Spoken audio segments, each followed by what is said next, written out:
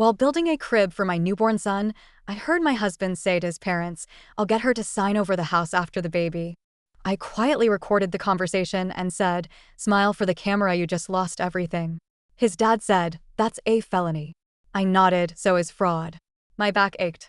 Not in a sharp, stabbing way, but that heavy, bone-deep throb that every pregnant woman knows by the third trimester.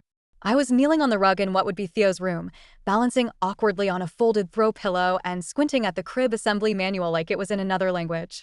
Jonas was supposed to be back 10 minutes ago. He said he was grabbing screws from the truck, though honestly, most of the crib came with everything it needed. I figured maybe he stepped out for a smoke. He told me he quit, but I knew better. The occasional whiff of Marlboro Lights on his flannel shirts gave him away every time. I started fiddling with the side panel when I heard the voices. It was faint at first, muffled through the floor vent by the closet, but I recognized Jonas's laugh. Then I heard Ruth. Of course. She always sounded like she was disapproving of something, even when she wasn't. I stayed still for a second. Not eavesdropping, just pausing. But the next thing Jonas said made me go completely still. She won't suspect anything. Once the baby's here, she'll be too emotional to read the paperwork properly. I'll get her to sign it over. There was a long silence inside me. That weird kind of silence when your heartbeat suddenly feels like thunder in your ears. Then Martin's voice, casual, "Just make it sound like it's for the kid's future. Trusts, whatever. Women eat that stuff up." Ruth chimed in after that, her voice sharper. "It's ridiculous that the house was only left to her. Honestly, if she loved you, she would have put your name on it too. That's what a real marriage looks like." I don't know how long I stood there.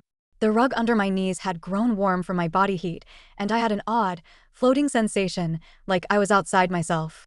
Eventually, my fingers found the edge of my phone. I tapped the voice recorder. I've never been that person, though I'll record this just in case, but something in me had shifted. It wasn't just instinct. It was a woman's sixth sense sharpened by betrayal. When I had about 2 minutes worth of audio, I stood, wobbly, one hand against my belly. As I descended the stairs, my eyes scanned the scene. Jonas leaning against the kitchen counter, Martin with a mug in hand, Ruth perched at the edge of the dining chair like a bird of prey. "Smile for the camera," I said quietly. They turned. Ruth's brow furrowed. Jonas looked like a deer in headlights.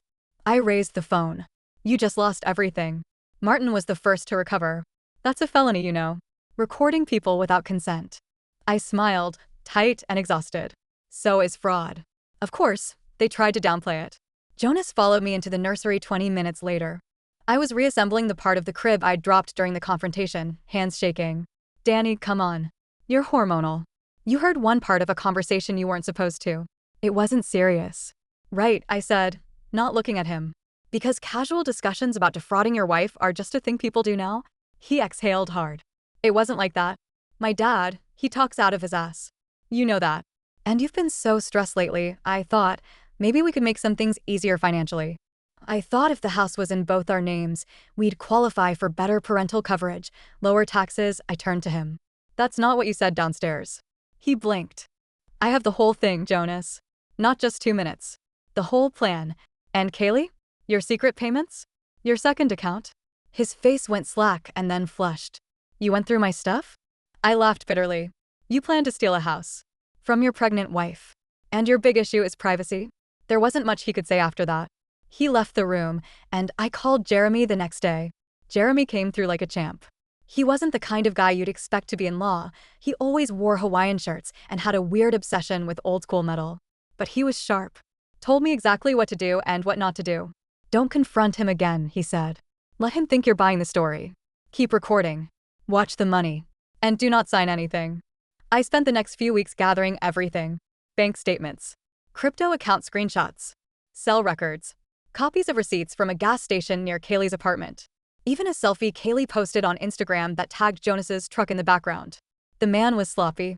And arrogant. When Jonas asked me to meet with a friend of his, a guy who could help us set up a trust for the baby, I said yes. He looked genuinely surprised.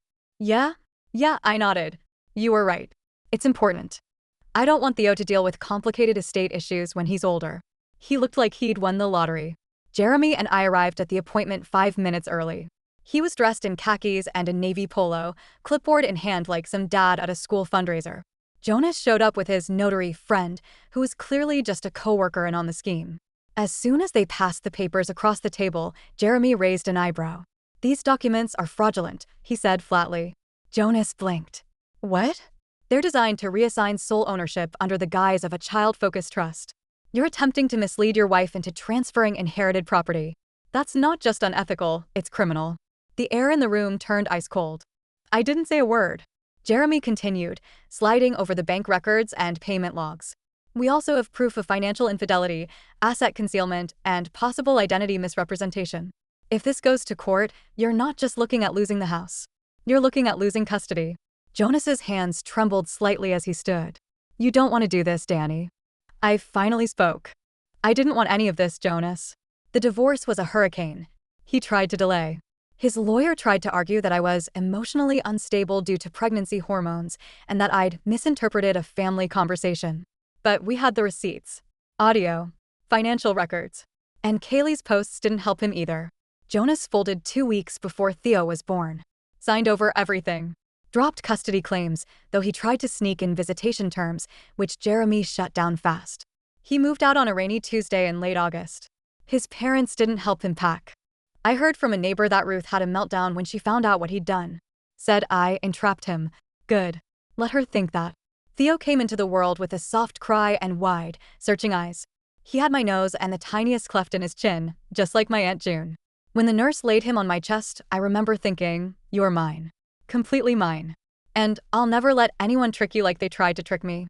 Sometimes I still hear Jonas's voice in the back of my mind, trying to reason, trying to charm. But it fades quickly. My house is quiet now. Peaceful. Theo sleeps with one hand curled near his cheek, the other flung overhead like he's dreaming of flying. And me? I'm learning to sleep again. To breathe. To trust my instincts. The story isn't over, but I'm finally in control of the ending. The first few weeks after Theo was born felt like I'd entered some parallel dimension. I'd expected exhaustion. Everyone warns you. What I hadn't expected was the way time seemed to bend and twist, how days bled into nights, how the smallest things could break or save me. One night, around 2 a.m., I was feeding Theo under the soft glow of the nursery lamp. I had one of those sleepy Spotify playlists going, just piano and rain sounds, and out of nowhere, I started crying. Not the pretty, single-tear kind. Full-blown, chest heaving, nose-dripping sobs. Theo just blinked up at me, like, "You good, lady?" I wasn't. Not really. I was bone-tired. I missed the illusion of partnership. I missed not having to carry everything physically, emotionally, financially on my own. There were moments where I found myself reaching for my phone, instinctively wanting to text Jonas when Theo did something cute or funny. But I'd stop myself, hand midair, and feel this wave of nausea creep in. He didn't deserve those moments. Not anymore. He texted me 4 weeks after Theo's birth. "Jonas, hey. Just wanted to check on the baby. And you. Hope everything's okay." I stared at the message for a long time. Didn't respond. He texted again the next morning. "Jonas, can we talk? I know things got complicated, but I still care. I made mistakes, Danny. I get that. But I want to be in my son's life." That word son made my skin crawl. I didn't answer.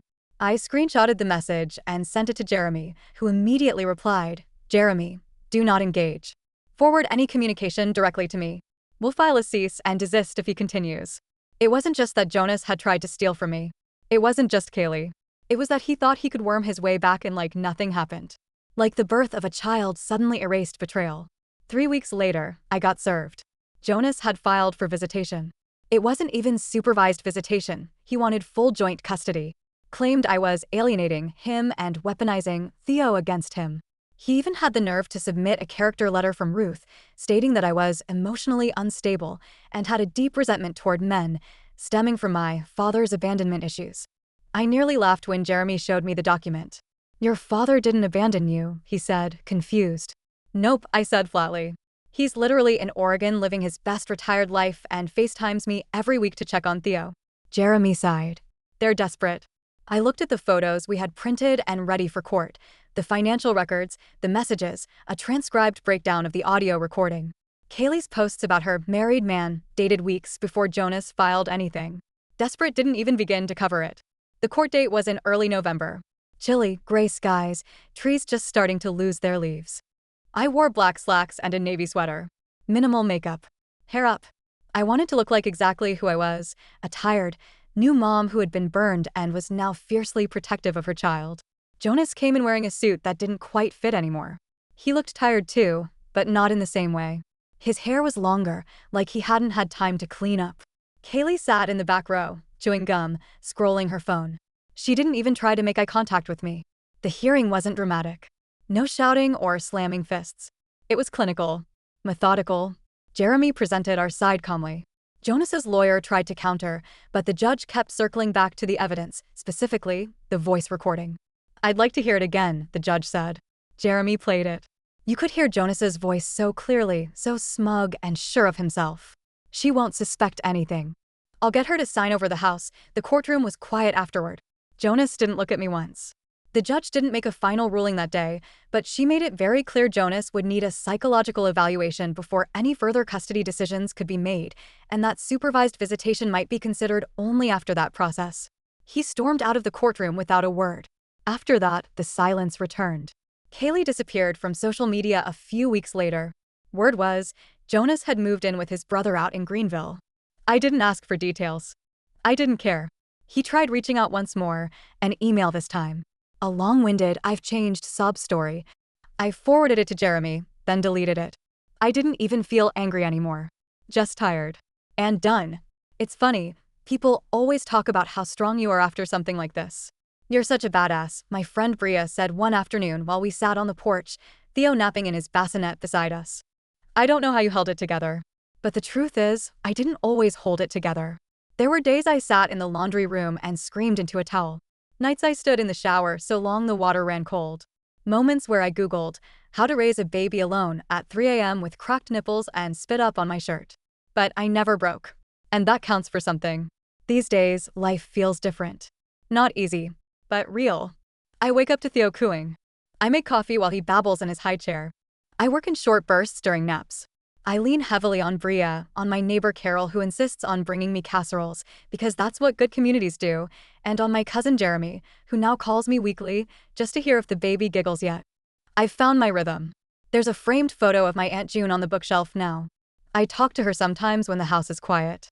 Tell her about the mess Jonas tried to make. About how I protected what she gave me. I think she'd be proud. And Theo?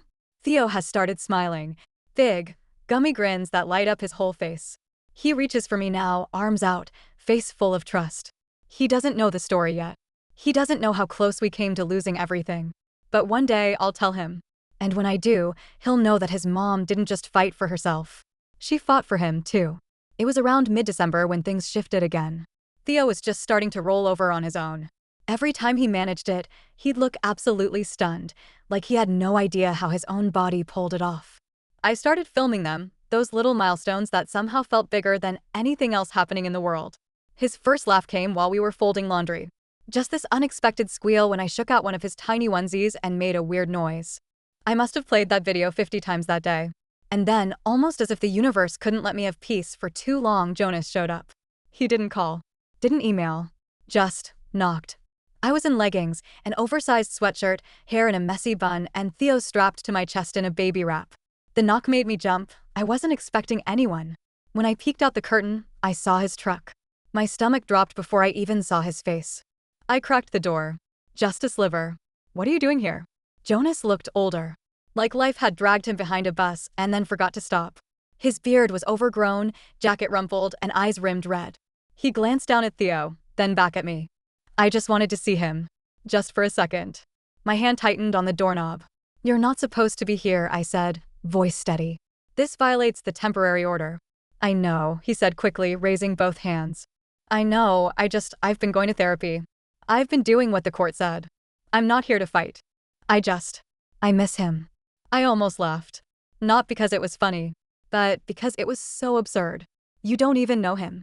Jonas's face twisted, and for a second, I saw something raw there. Maybe guilt. Maybe regret. But I didn't care. "You're going to need to leave," I said. "Or I'll have to call Jeremy." He hesitated. Can I write him a letter or something? Can you read it to him when he's older?" I stared at him. And then, for reasons I can't explain, I nodded once. He reached into his jacket pocket and pulled out a folded envelope. No name on the outside.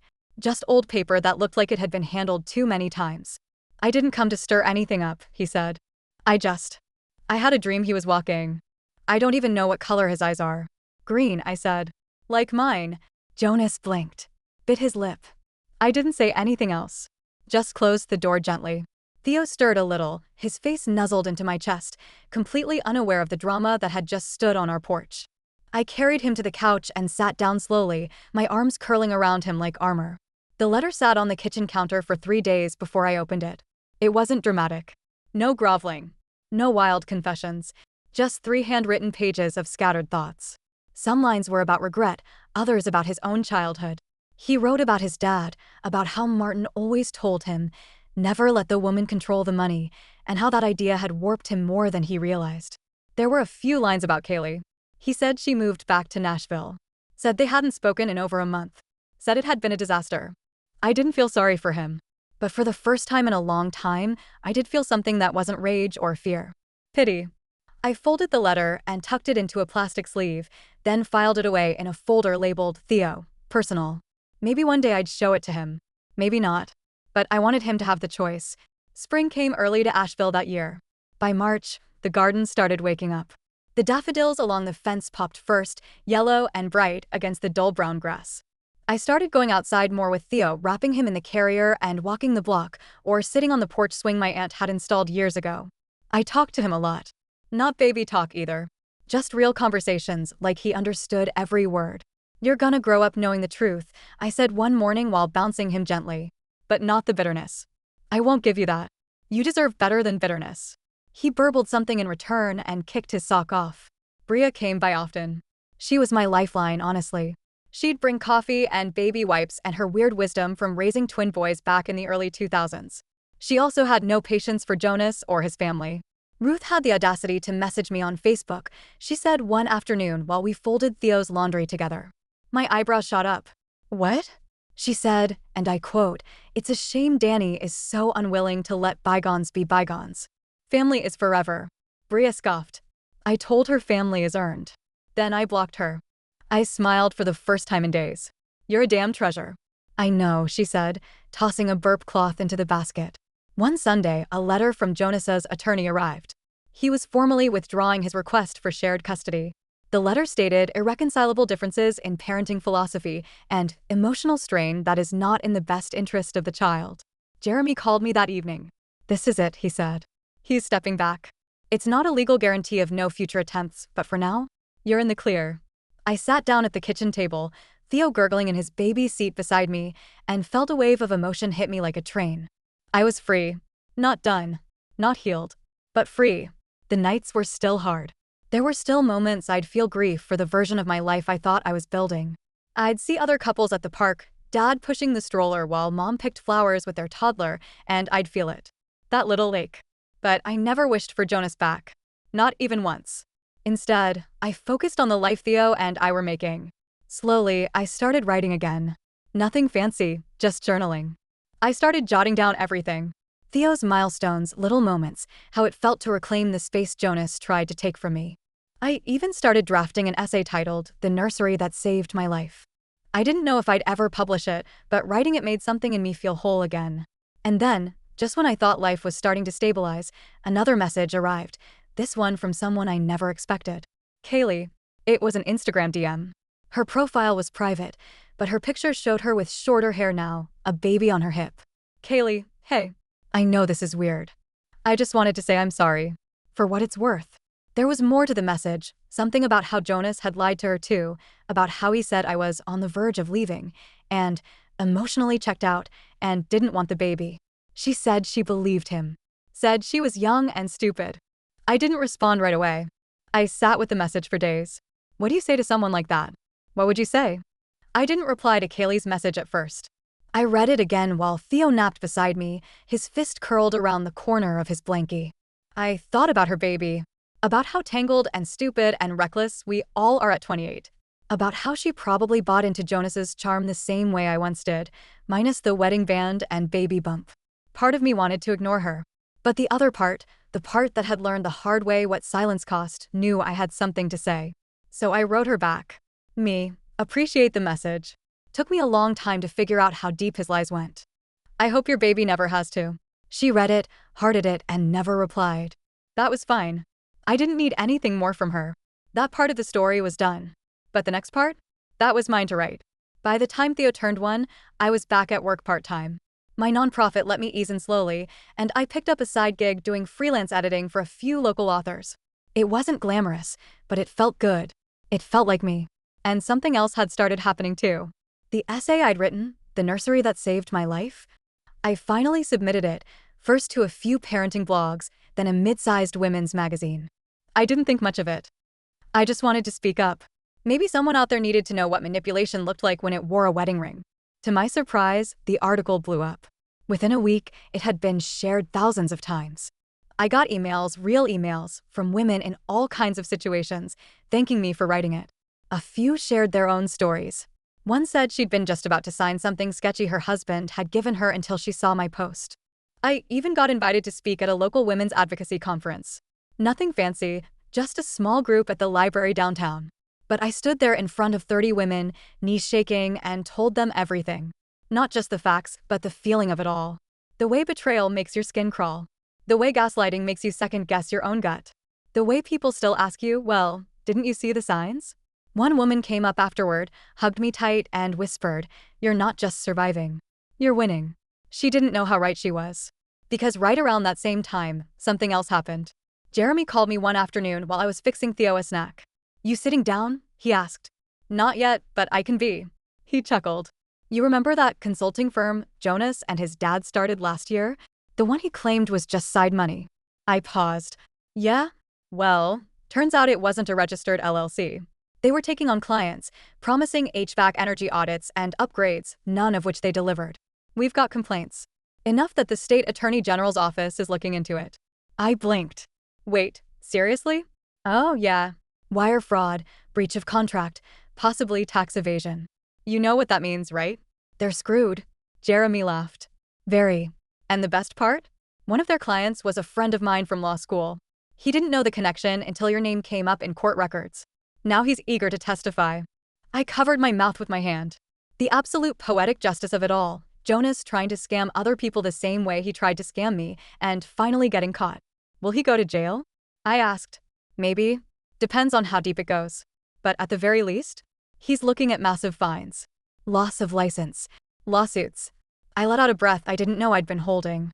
Jeremy added, "Oh, and he'll probably have to sell that truck he loves so much." Poor guy. That night, I made Theo his favorite, mashed sweet potato and applesauce, and after I tucked him in, I poured myself a glass of wine and went out to the porch. I sat there listening to the crickets, the hum of the city in the distance, the quiet of a house that was truly mine. I pulled up Jonas's name on Google, not because I missed him, but because I wanted confirmation. Sure enough, there it was. Asheville man and father under investigation for fraudulent contracting practices. The photo they used was one of his work headshots. He looked stiff and fake. It reminded me of how many times I stared at that face, trying to make it feel like home. It never was. The final court date came 2 months later. I didn't have to attend. Jeremy handled everything, but I went anyway. I sat in the back row, quiet, Theo with Bria for the morning. Jonas was in a suit again, but it hung looser now. He didn't look angry anymore. Just tired. Hollow. Like someone who'd finally realized the mirror had cracked too wide to ignore. The judge ordered restitution to the clients, mandatory compliance training, a business ban for 3 years, and financial penalties that would take years to repay. After the ruling, Jonas turned. Our eyes met. I gave him a small, calm nod. Not forgiveness, but closure. 3 months later, I sold the story rights. Nothing big, just an indie production company making a miniseries about financial apps and postnatal betrayal. They offered a modest check and creative consultation. I said yes. I kept that part quiet. For me. For Theo. Because revenge didn't need to be loud. It just needed to be permanent. So here we are. My son is 2 now. Talks in broken sentences, loves peanut butter, and recently started calling the porch swing Mama's chair. Sometimes, when we sit together in the early evening and watch the fireflies come out, I tell him little stories.